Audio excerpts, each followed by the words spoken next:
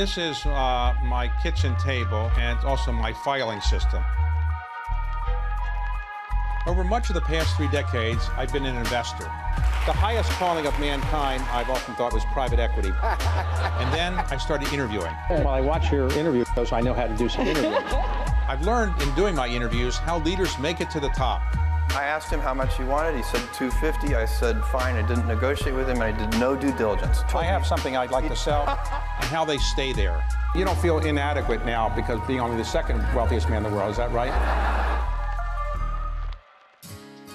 The oldest university in the United States is Harvard University. It's also one of the most respected universities in the United States.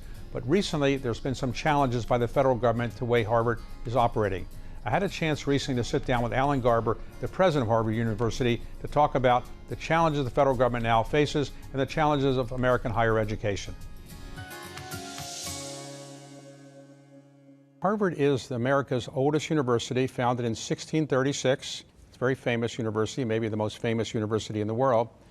But recently it's been in the news because Harvard sued the federal government, which was a very unusual thing for Harvard to do. Why did Harvard sue the federal government, and what's the status of that case? Well, I can only tell you a little bit about the status of the case, except what's publicly known, which is that that we received a favorable judgment in district court, and I think you're referring to the lawsuit in which we alleged First Amendment violations as well as procedural violations by the federal government when they cut off our funding.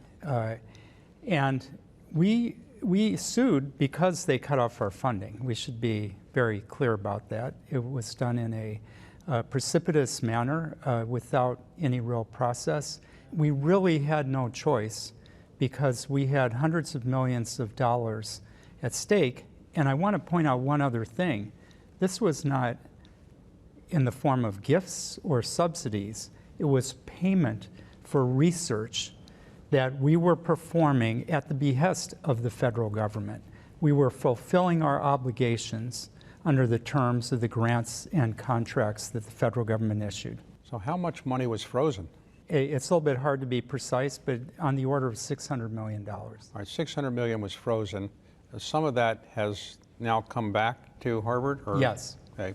So to make up the gap, is Harvard getting that money and giving it to the people doing the research out of its own funds, or you have special fundraising, or how do you make up the gap? There was a long period in which we did not have the funding, and the Central University used its resources to help the investigators continue at least some of their work. Not all of the work could be funded by the university and the schools that are part of the university. What's important to recognize is that there was very critical work that could not be stopped, but we could not really afford to make up for all of the lost money from the federal government. Now, people sometimes say, well, Harvard has an endowment that's, let's say, over $50 billion, so you have plenty of money. Why couldn't you just take some of that $50 billion and use it for the research? Well, of course, the endowment is a very important source of revenue.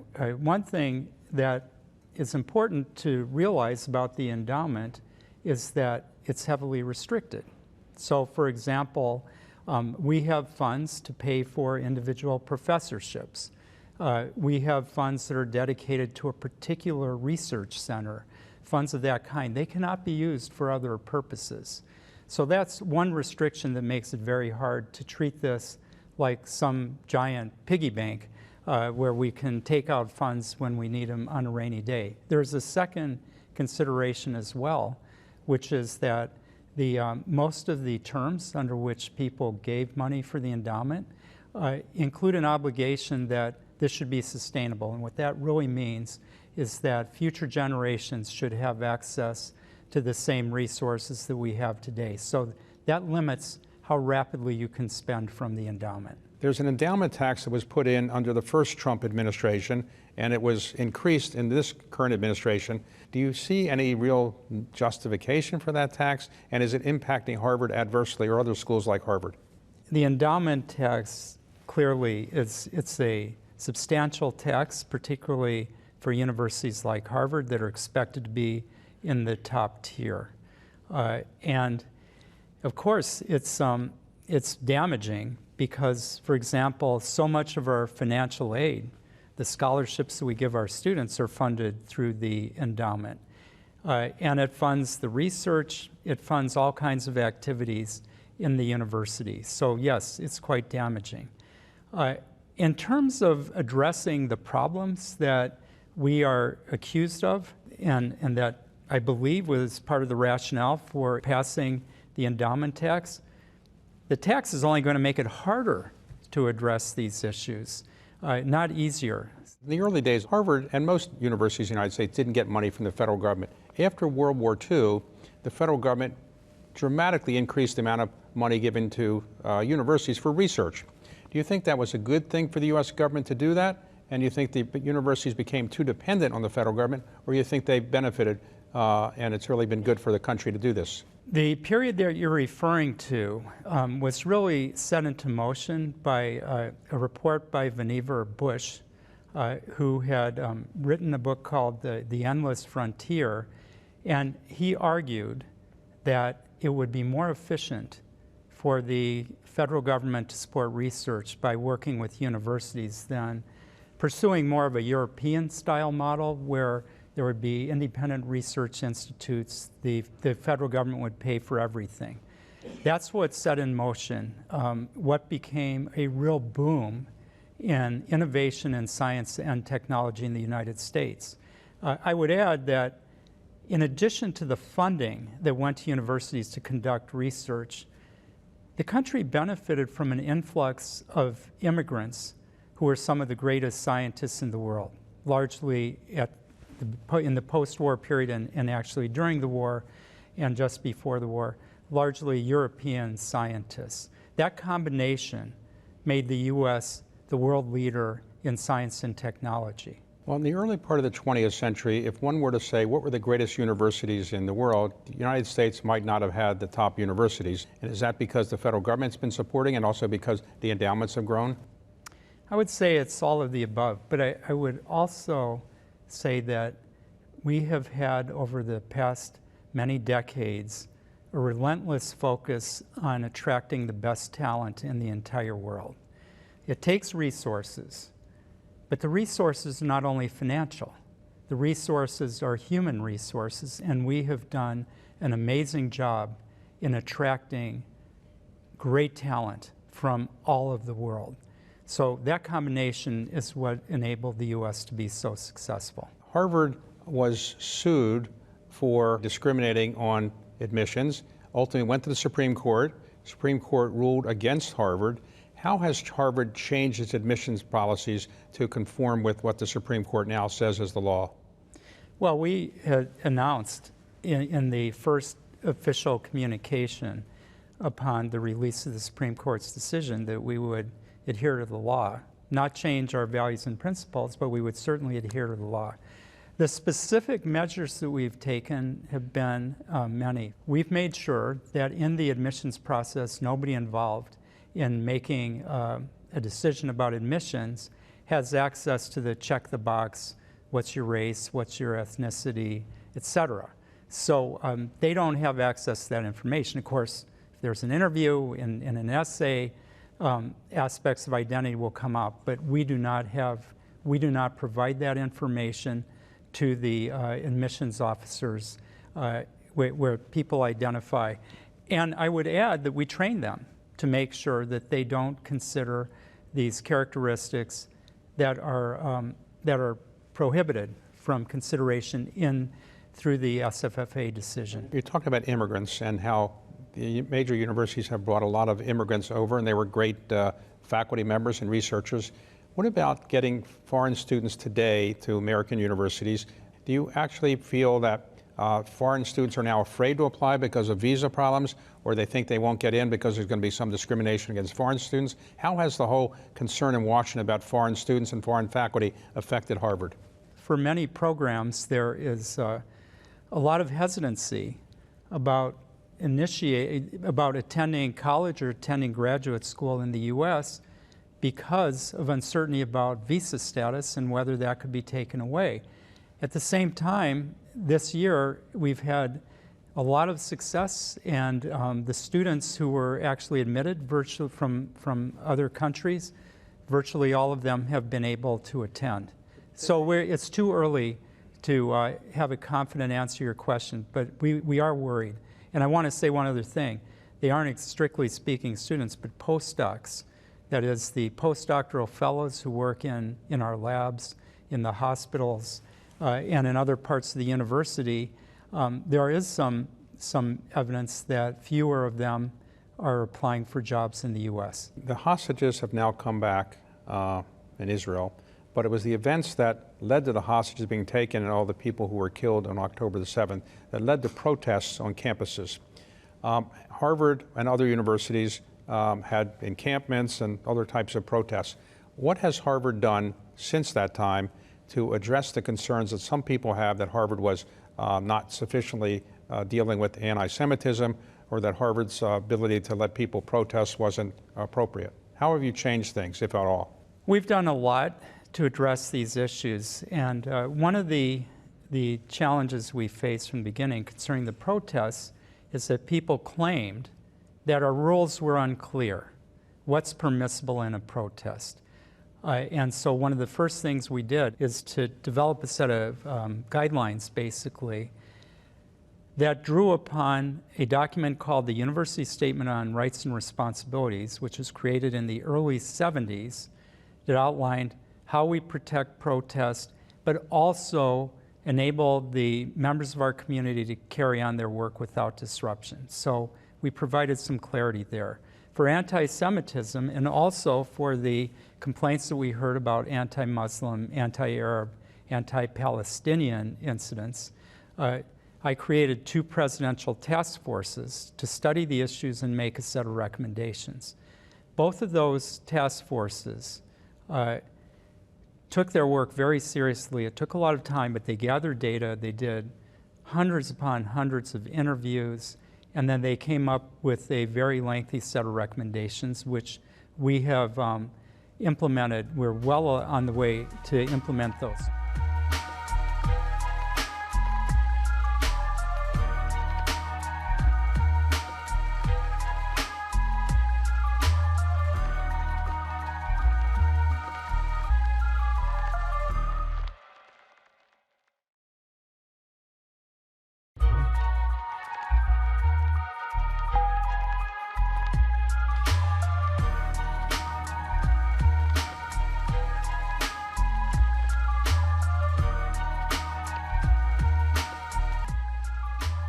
So you're the 31st president of Harvard University. You were a Harvard undergraduate. Did you ever think when you were a Harvard undergraduate you'd wind up as president of university someday? Well, back those days we would have said, "What are you smoking?" Let's talk about your background for a moment. Where were you born? In Illinois, Western Illinois. And your parents, were they Harvard graduates? Well, my father didn't go to college, and my mother went to the University of Wisconsin. So when you're growing up, did people say, Alan is really, really smart, he should go to Harvard? Did you always think you were really talented as an academic kid in high school and you knew you were going to get into Harvard? If people said I was a really talented kid and I should go to Harvard, they didn't say it to me. Okay. I was a good student. What class were you at Harvard? Well, I entered with the class of 1977, so I started in 1973. Were any prominent people in your class? I may sound like I'm bragging. There are a lot of alumni here in the audience, and I bet every one of them is proud of their class. But here, let me brag about my classmates. The person whose face was beneath mine in the freshman Facebook was Bill Gates. What happened to him? He dropped out. Dropped out. When he dropped out, you'd think you ever hear of him again? Yeah, I'd say some of us have heard from him. Who else? But Steve Ballmer, the Chief Justice of the Supreme Court, John Roberts. A pretty good class. Other university presidents. There's a lot of familiar names in my class. Right. So it normally takes 4 years to graduate from college. How many years did it take you? 3. 3. So after 3 years, what do you decide you want to do? You go to graduate school? You want to do something important like private equity, go into business school, or you didn't want to do that? What did you want to do? Well, I couldn't make up my mind, so I did a PhD in economics and an MD. Your PhD in economics and an MD, but the PhD in economics was at Harvard, the MD was at Stanford. So isn't that bi-coastal a little bit difficult? I had a great experience studying economics at Harvard. I had done enough of the graduate courses at Harvard and that I could shorten the time it took to get a PhD. And what I learned in the applications process is that other PhD programs would not recognize, they would not give me credit for the Harvard courses. So you got an MD from Stanford, a PhD from Harvard. What led you back to Stanford? You taught at Stanford, is that right? Yes, for 25 years. 25 years. So you're living in California. The weather is very good. It's a beautiful campus. What propelled you after 25 years to come back to the East Coast to be the provost at Harvard? Well, I think a lot of people in this audience know Drew Faust, and let me just tell you, she's a very persuasive person. And I was chair of the committee to visit the Harvard Medical School and Harvard School of Dental Medicine. That's how I met Drew. And it brought me back here about once a year. And it was through that I met her, and she asked me if I'd be interested in looking at the job of provost when it opened up. My initial answer was no. Okay. But somehow she got me to change. Okay, so you came back as provost on Drew Faust, and then when Drew retired, Larry Bacow became the president of Harvard, and you stayed as the provost. That's right. And then when Claudine Gay became the president of Harvard, you stayed as the provost. So how many years were you the provost at Harvard? 12 and a half. And for people that don't know what a provost is, what actually do you do when you're a provost? The provost is the number 2 officer of the university and the chief academic officer. At Harvard, it's a relatively new role. There was a provost briefly at the end of World War II because President Conant was in Washington. The provost kind of ran the university. Very temporary arrangement. But it really started in modern times in 1991. It's a job that expanded pretty much monotonically over time. And when I took on the job, the provost was responsible for all of the interfaculty initiatives. The deans reported to both the president and the provost. And the provost had a huge role in faculty appointments and promotion. When Claudine Gay stepped down as president, you were put in as the interim president of Harvard, and now you're the president of Harvard. What's the pleasure of being the president of Harvard? I was asked on January 1st to step in as interim president on January 2nd. And I knew that being provost was a pretty demanding job, pretty much 24/7. And I was about to do 2 jobs that were 24/7 until I could put a new provost in place. So there's just the sheer volume of work was daunting. And then there's the fact that we were in a crisis, that we were under attack. My answer in normal times would be, these are the advantages of being president, this is what's annoying. What I learned by serving in this time is that serving at a time of crisis, I believe, is far more rewarding than serving in normal times. And it's rewarding because you can really make a difference. There is no time like the president to do the job. Are our students exposed to the full range of serious views about important issues? The fear is that the students who disagree can't express those views or they will be ostracized in some way. We have to overcome that, and I think we're making progress.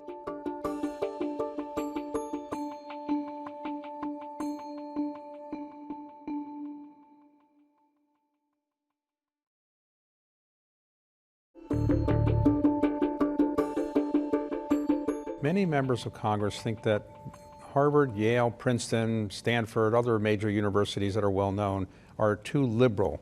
How does Harvard address that, and how do you get a faculty that has more people that are not, quote, liberal, and is it really unrealistic to do that?